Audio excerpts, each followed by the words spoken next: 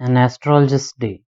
The story is from one of the short stories collection named An Astrologer's Day and Other Stories, written by eminent Indian writer R.K.Narayan, which was published in 1947. Most of these stories were first published in the Hindu of Madras prior to 1947. Now in Shravaniyam, read out by Kautilya. Punctually at midday, he opened his bag and spread out his professional equipment, which consisted of a dozen cowrie shells, a square piece of cloth with obscure mystic charts on it, a notebook, and a bundle of Palmyra writing. His forehead was resplendent with sacred ash and vermilion, and his eyes were sparkled with a sharp abnormal gleam, which was really an outcome of a continual searching look for customers, but which his simple clients took to be a prophetic light and felt comforted. The power of his eyes was considerably enhanced by their position, placed as they were between the painted forehead and the dark whiskers which streamed down his cheeks. Even a half its eyes would sparkle in such a setting. To crown the effect, he wound a saffron-colored turban around his head. This color scheme never failed. People were attracted to him as bees are attracted to cosmos or dahlia stacks. He sat under the boughs of a spreading tamarind tree which flanked a path running through the town hall park. It was a remarkable place in many ways. A surging crowd was always moving up and down this narrow road, morning till night. A variety of trades and occupations was represented all along its way. Medicine sellers, sellers of stolen hardware and junk, magicians, and above all, an auctioneer of cheap cloth who created enough din all day to attract the whole town. Next to him in vociferousness came a vendor of fried groundnut, who gave his ware a fancy name each day, calling it Bombay ice cream one day, and on the next, Delhi almond, and on the third, a Raja's delicacy, and so on and so forth, and people flocked to him. A considerable portion of this crowd dallied before the astrologer too. The astrologer transacted his business by the light of a flare which crackled and smoked up above the groundnut heap nearby. Half the enchantment of the place was due to the fact that it did not have the benefit of municipal lighting. The place was lit up by shop lights. One or two had hissing gas lights, some had naked flares stuck on poles, some were lit up by old cycle lamps, and one or two, like the astrologers, managed without lights of their own. It was a bewildering crisscross of light rays and moving shadows. This suited the astrologer very well, for the simple reason that he had not in the least intended to be an astrologer when he began life. And he knew no more of what was going to happen to others than he knew what was going to happen to himself next minute. He was as much a stranger to the stars as were his innocent customers. Yet he said things which pleased and astonished everyone. That was more a matter of study, practice, and shrewd guesswork. All the same, it was as much an honest man's labor as any other, and he deserved the wages he carried home at the end of a day. He had left his village without any previous thought or plan. If he had continued there, he would have carried on the work of his forefathers, namely, tilling the land, living, marrying, and ripening in his cornfield and ancestral home. But that was not to be. He had to leave home without telling anyone, and he could not rest till he left it behind a couple of 100 miles. To a villager, it is a great deal, as if an ocean flowed between. He had a working analysis of mankind's troubles, marriage, money, and the tangles of human ties. Long practice had sharpened his perception. Within 5 minutes, he understood what was wrong. He charged 3 pice per question, never opened his mouth till the other had spoken for at least 10 minutes, which provided him enough stuff for a dozen answers and advices. When he told the person before him, gazing at his palm, in many ways you are not getting the fullest results for your efforts, 9 out of 10 were disposed to agree with him.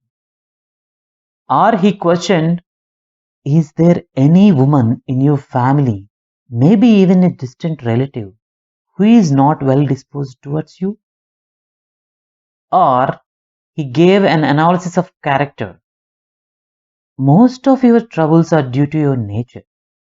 How can you be otherwise with Saturn where he is? You have an impetuous nature and a rough exterior. This endeared him to their hearts immediately, for even the mildest of us loves to think that he has a forbidding exterior. The nuts vendor blew out his flare and rose to go home. This was a signal for the astrologer to bundle up too, since it left him in darkness except for a little shaft of green light which strayed in from somewhere and touched the ground before him. He picked up his cowrie shells and paraphernalia and was putting them back into his bag when the green shaft of life was blotted out. He looked up and saw a man standing before him. He sensed a possible client and said, "You look so careworn. It will do you good to sit down for a while and chat with me." The other grumbled some reply vaguely. The astrologer pressed his invitation, whereupon the other thrust his palm under his nose, saying, "You call yourself an astrologer?" The astrologer felt challenged and said, tilting the other's palm towards the green shaft of light, "Yours is a nature." "Oh, stop that," the other said. "Tell me something worthwhile." Our friend felt piqued. "I charge only 3 pice per question, and what you get ought to be good enough for your money."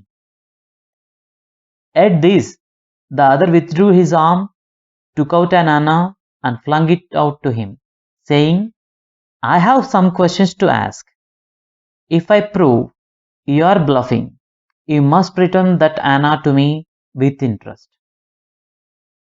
If you find my answer satisfactory, will you give me 5 rupees? No. Or will you give me 8 annas? All right, provided you give me twice as much if you are wrong," said the stranger. This pact was accepted after a little further argument. The astrologer sent up a prayer to heaven as the other lit a cheroot. The astrologer caught a glimpse of his face by the match light. There was a pause as cars hooted on the road, jetka drivers swore at their horses, and the babble of the crowd agitated the semi-darkness of the park. The other sat down, sucking his cheroot, puffing out, sat there ruthlessly. The astrologer felt very uncomfortable. "Here, take your Anna back. I am not used to such challenges. It is late for me today." He made preparations to bundle up. The other held his wrist and said, "You can't get out of it now. You dragged me in while I was passing." The astrologer shivered in his grip, and his voice shook and became faint.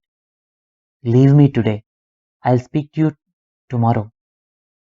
The other thrust his palm in his face and said, "Challenge is challenge. Go on. The astrologer proceeded with his throat drying up. There is a woman. Stop, said the other. I don't want all that. Shall I succeed in my present search or not? Answer this and go. Otherwise, I'll not let you go till you disgorge all your coins. The astrologer muttered a few incantations and replied, All right, I'll speak. But will you give me a rupee if what I say is convincing? Otherwise, I'll not open my mouth, and you may do what you like. After a good deal of haggling, the other agreed. The astrologer said, You were left for dead. Am I right? Huh? Tell me more. A knife has passed through you once, said the astrologer. Good fellow. He bared his chest to show the scar. What else? And then you were pushed into a well nearby in the field. You were left for dead. I should have been dead if some passer-by had not chanced to peep into the well, exclaimed the other, overwhelmed by enthusiasm. When shall I get at him? He asked, clenching his fist. In the next world, answered the astrologer. He died 4 months ago in a far-off town. You will never see any more of him. The other groaned on hearing it. The astrologer proceeded. Guru Nayak. You know my name? The other said, taken aback. As I know all other things, Guru Nayak, listen carefully to what I have to say. Your village is 2 days' journey due north of this town. Take the next train and be gone. I see, once again, great danger to your life if you go from home. He took out a pinch of sacred ash and held it to him. Rub it on your forehead and go home. Never travel southward again, and you will live to be 100. Why should I leave home again? The other said reflectively. I was only going away now and then to look for him and to choke out his life if I met him. He shook his head regretfully. He has escaped my hands. I hope at least he died as he deserved. Yes, said the astrologer. He was crushed under a lorry. The other looked gratified to hear it. The place was deserted by the time the astrologer picked up his articles and put them into his bag. The green shaft was also gone, leaving the place in darkness and silence. The stranger had gone off into the night after giving the astrologer a handful of coins. It was nearly midnight when the astrologer reached home. His wife was waiting for him at the door and demanded an explanation. He flung the coins at her and said, Count them. One man gave all that. 12.5 annas? She said, counting. She was overjoyed. I can buy some jaggery and coconut tomorrow. The child has been asking for sweets for so many days now. I'll prepare some nice stuff for her. The swine has cheated me. He promised me a rupee, said the astrologer. She looked up at him. You look worried. What is wrong? Nothing.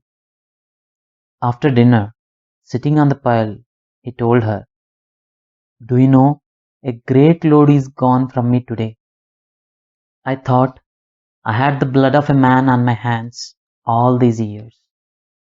That was the reason why I ran away from home, settled here, and married you. He is alive. She gasped. You tried to kill? Yes, in our village, when I was a silly youngster. We drank, gambled, and quarreled badly one day. Why think of it now? Time to sleep, he said, yawning, and stretched himself on the pile.